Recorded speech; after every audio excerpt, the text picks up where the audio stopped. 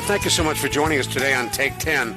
We come to you every week with a look at a variety of mental health and related issues as they impact caregivers and care recipients. I'm Ron Aaron, along with our co-host, Dr. Jamie Huysman. Dr. Huysman is Chief Compassion Officer, Project Omega at WellMed Medical Management, well known nationally for his work not only on addictions but with caregiving as well. And Carol Zernial, she holds a master's degree in social gerontology, 30 years experience in the field.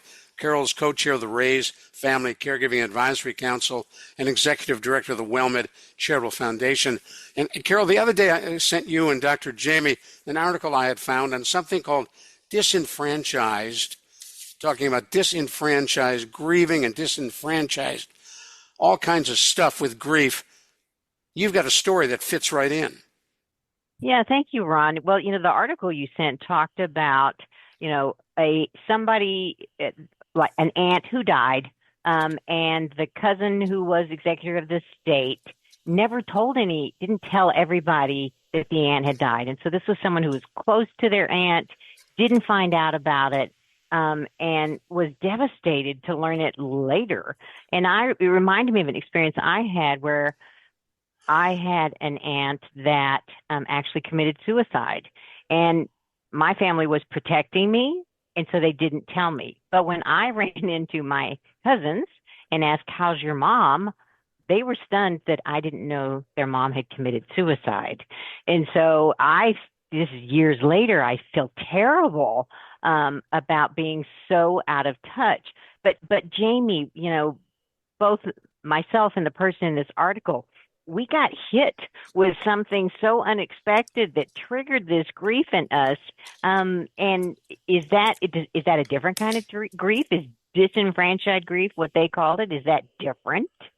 It is, Carol. It is. And great article to send, Ron, and unfortunate story to experience, Carol. And I think we've all experienced that somehow. God rest my father's soul.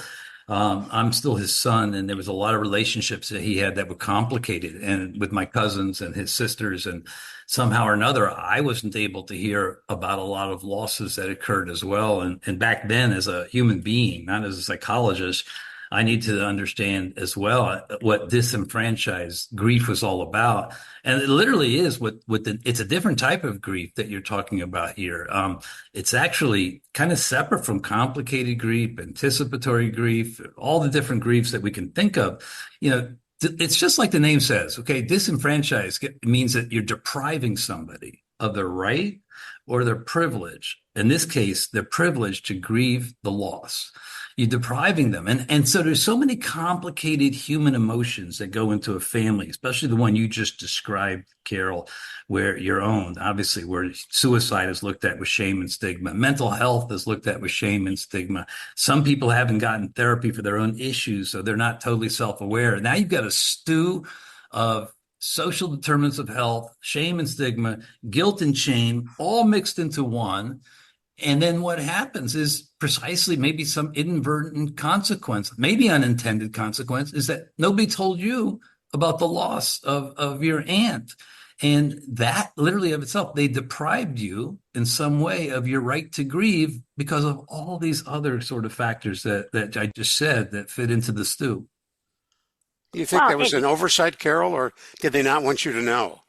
Well, I think in my case, it really was, let's protect her. Right. This is years ago. I was in my 20s. And I guess, when I asked why, no one told me. When I did find out, it was, that it was really awful and we were kind of protecting you. In the story that was in the article, it was somebody who's not really connected to all the relationships that this woman had, just didn't tell anybody, and so some of it's about the flow of information. It reminds me there's a lot of challenges in caregiving with how much information we share with other members of the family, right? It doesn't happen just in death. So Jamie, is there a right level of information to share? Do we really overburden people by being honest with them? Never. Absolutely not. And I'm going to say that clearly. I always say compassion and growth and authenticity is to be able to say what you need to say to somebody in an honest, compassionate way. And if they have a problem, they'll call their therapist. Okay. Protecting people, enabling people from truth is not ever a good strategy. And when it comes to things like you're describing with the disenfranchised grief and to Ron's question, yeah, they may have been trying to protect you in that way. But mine may be totally different. I mean, my cousins may just see me as the son of my father, and they're just as angry at me because they were never able to process it with him. So I became the focus, the projection of my dad. So it could be a number of things, but this is all the more reason why, Carol, that we as caregivers especially need to seek out therapy with a trauma-trained therapist, somebody who can help us emotionally regulate, co-regulate, understand how we can change our brains, because literally this is all about self-awareness. All of them had a stew of hell that they went through that they didn't tell you. They either it's codependent or they didn't do their own work or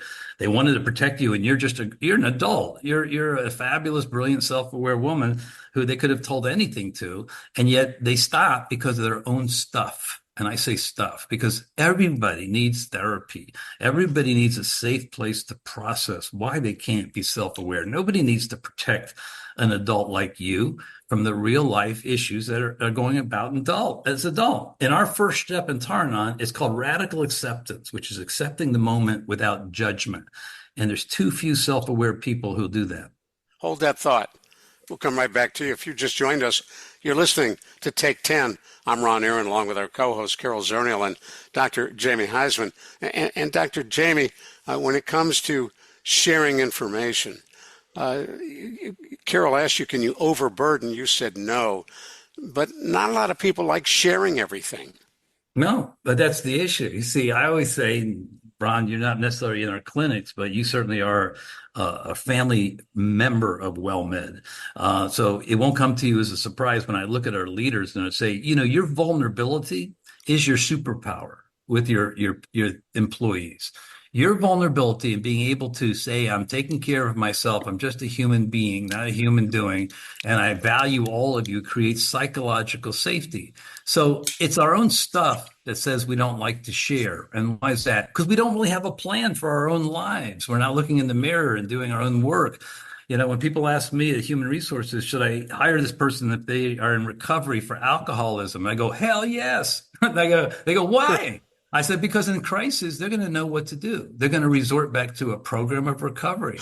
So yes, Ron, I really believe it's the clinical challenge of ours is that we don't want to share. We don't want to be vulnerable. We don't want to be human beings. And that's a problem. That's an endorsement, full employment for recovering alcoholics. Yes, and for therapy too, and for a safe place to be able to talk these emotions out. Carol? So when we are feeling disenfranchised, when the cousin hasn't notified us that the aunt passed away, should we go back to that cousin and let them know that we're feeling disenfranchised, that we're angry, upset, left out? Is there a role for us to communicate back? No, actually there's not. And I'll say that really easy and clearly. Grant me the serenity to accept the things I cannot change, the courage to change the things I can, and the wisdom to know the difference. You're never going to change that person's shame and stigma or why they didn't tell you. That's their cross to bear. They need to go get some help for it. But what did it do for you? And that's what I would go. The first thing I would do is find a good therapist and process that disenfranchised grief and look inside myself and what's it feel like. And then you'll have grace and compassion for them because they never really looked in the mirror, but you'll be able to grow from it. You're not going to do anything by going to try to change somebody else, but you can change your response to it. Good advice. You get the last word. Thank you all for joining us today on Take 10.